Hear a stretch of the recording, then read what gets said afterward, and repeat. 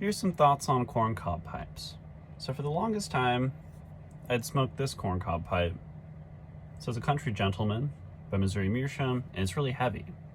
And it's really long, straight stem, it's heavy, and it's really hard to clench. And during that time, I just thought, maybe I'll just learn how to clench better, maybe my jaw will get stronger, etc. But it never really did, because I would still have other options. I would have lighter weight options, like this CPW, Calabash Pipes World Meerschaum pipe. Incredibly light. It weighs like, less than an ounce. Incredibly light pipe. It's also bent. And I would just have pipes like this available. Or let's say like this other, even lighter, tiny Estate Meerschaum.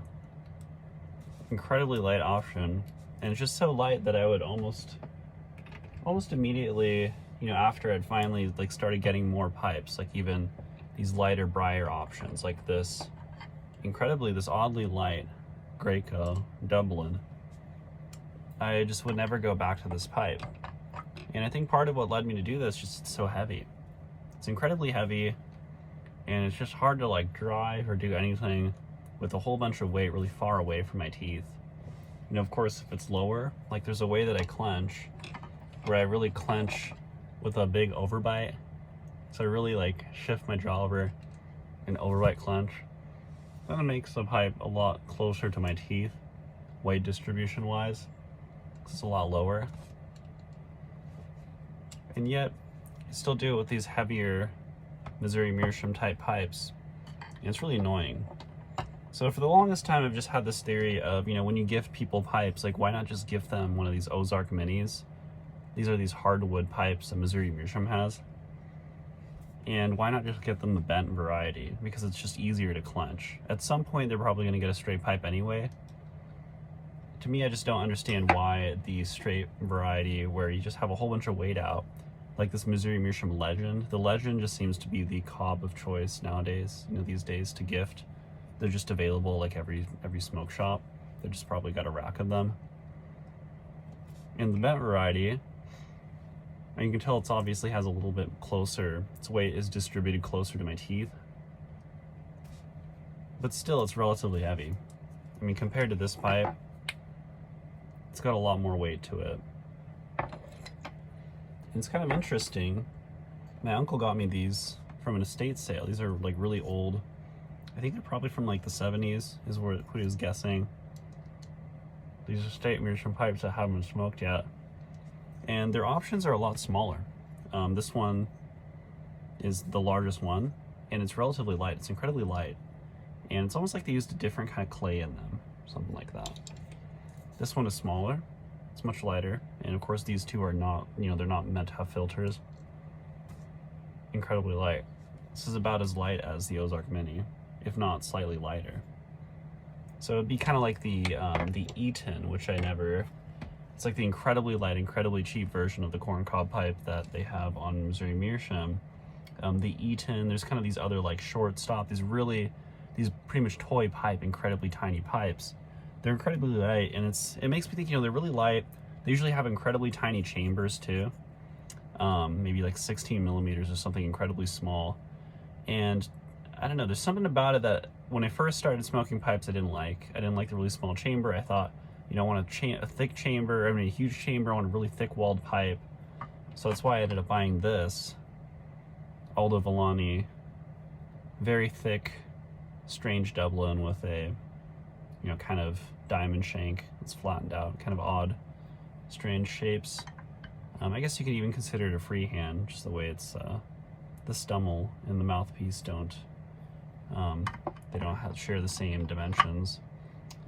But I don't know, I think it seems kind of better to have someone, to allow them to have a fallback where it's not going to hurt their jaw. It seems like if they just have a fallback pipe where they think, wow, my jaw is just in pain with this incredibly heavy, 2.5 ounces or something weight pipe, clenching it like this all day, then why not just have a pipe where it's a lot easier from the clench, maybe a bent variety of a corncob, which is much smaller and lighter. So there's a lot thinner walls. It's a lot lighter, incredibly easy to carry. Or incredibly easy to almost not really clench as much as you are, what do you call it? hanging off your teeth. And with this older variety of meerschaum pipe, or Missouri meerschaum pipe, you can tell that this this plastic stem is actually bent, probably through heat. It's kind of like almost a rippling on the bottom, which is interesting. And they're designed kind of differently. They're much, I don't know, they seem kind of interesting. And the other strange thing about this,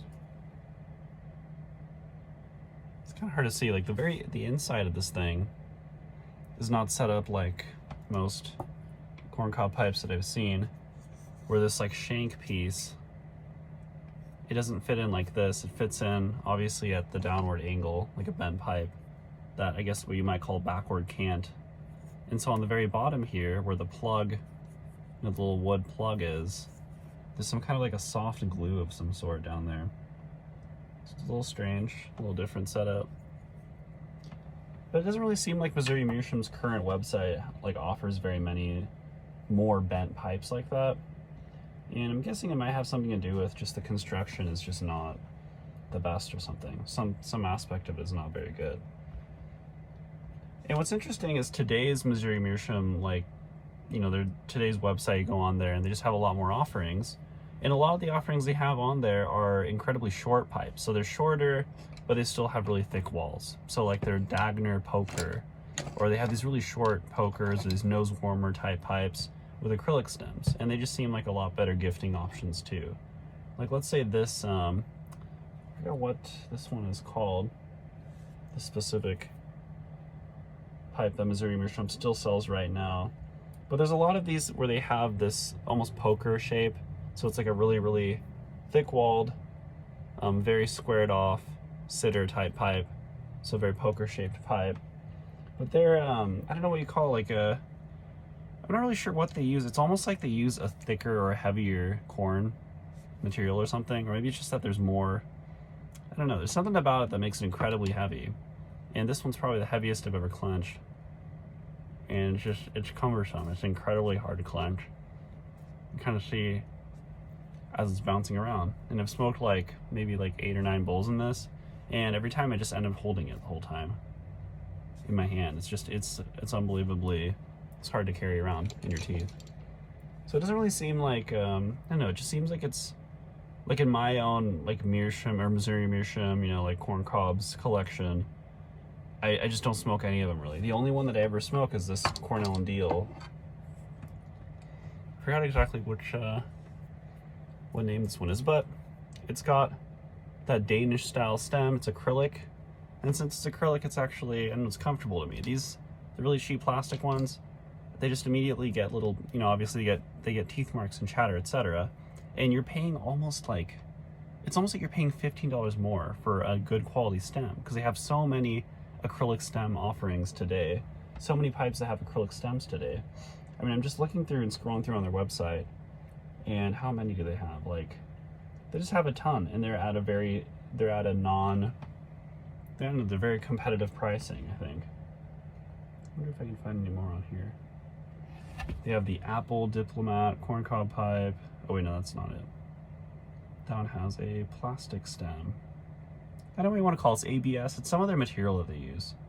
But of course, they have the Cobs pipes that have this acrylic stem, and that's the one that I used for, where is it? Oh, there it is. The stem that I ended up using for this Meerschaum pipe that I did the little restoration project on, and I ended up, you know, cutting off the stem, kind of creating my own, basically mortise in the stem, you know, backwards mortise and tenon setup for it. But the quality is so nice. It's actual acrylic.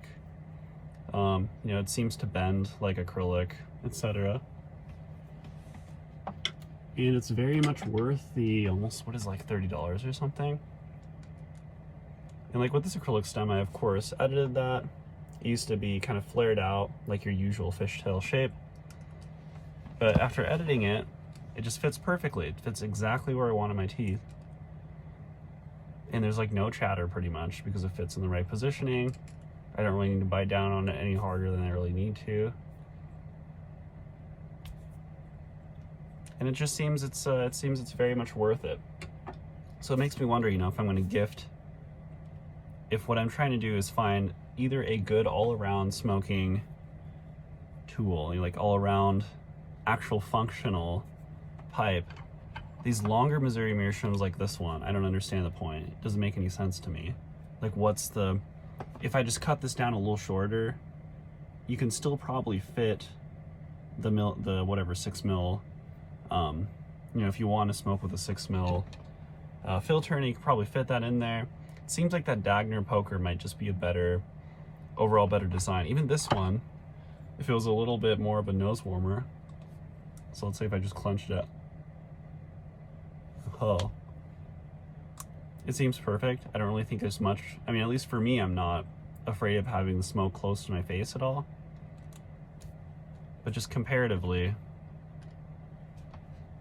this really long, heavy one versus this very short, slightly less heavy bowl just makes all the difference, you know, weight distribution, how far away from your face is the weight of the pipe. It's incredibly, it seems like an incredibly important thing.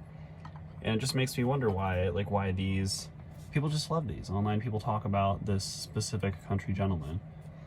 And I think it might just be that it's readily available. Like it seems like at my brick and mortar pipe shop, this pipe was available, this specific pipe. Of course I went and stained the stem and everything, but, or the shank. But it was readily, it's, you know, it was available. So it seems like maybe that's the availability thing. Same thing with this Legend, the Missouri Meerschaum Legend. The straight version of this that I had when I first, like my very first pipe I ever bought, like, was it like 8 years ago or whatever? It was straight, and it was, I just remember it was hard to clench, and I just never really clenched it. Or I kind of learned really quickly not to clench it this way, but to clench it this way with a lot of overbite, so that way it's just hanging out my mouth. Interesting, fun stuff. But, you know, in the end of the day, I think I'll either, if I ever gift people these things, I still have like a stock of these. I have like maybe like 4 or 5 of these Ozark Minis, hardwoods, and it seems like they're just a better option for gifting. And I ended up getting the straight ones. I think in the future I'll just go with the bent ones. It seems, I don't know, it just seems like that's always the big complaint that I get is like, you know, I try clenching, like I kind of show them what clenching is, and like, you know, I try it, but my jaw just hurts, and it just hurts all day. They're not used to it. And of course that's, you know, when I give them the Missouri Meerschaum Legend, I've given 2 people these straight versions of the Legends. At the time, my theory was, you know, straight pipes are better because they're easier to clean or something like that. They're easier to clean, they're simpler or something. But with these things, like what's the worst part about it? You just can't clean right here. Like you would just have to take the mouthpiece off, clean. It doesn't really seem like that big of an issue. It seems like the biggest issue or the biggest complaint all the time is just clenching. Like how comfortable is clenching, that kind of a thing. And of course, finally, here's this Missouri Meerschaum. I guess it's a bulldog. Interesting shape. I've seen these online before. I've seen people post them. I've just never actually seen one in person. And the weirdest thing about this is it appears somebody painted the inside of the bowl black or something. There's some kind of a paint layer in there. It's kind of gross and scary. And doesn't make me want to smoke it anymore than I already do. And it smells kind of gross to begin with. When it came out the packaging, they smelled terrible. I don't know what the smell was. It was some kind of like rubbery smell. Right now they don't smell too bad, but they don't really seem like actual smokers to me. I don't know, I just don't really trust it. They're very porous, you know, it's not like briar, where briar's basically kind of unporous. You know, you can like submerge them in water for a month and pull them out and they dry out. Or at least the surface area would dry out pretty quickly. Obviously briar needs to be dried to some degree. It takes a very long time for it to dry, but this stuff's very porous and I just don't really trust it. It seems kind of gross to me. These antique, I guess not really antique, but I don't know, probably made in like at least 80s probably, maybe 70s, who knows. All right, bye.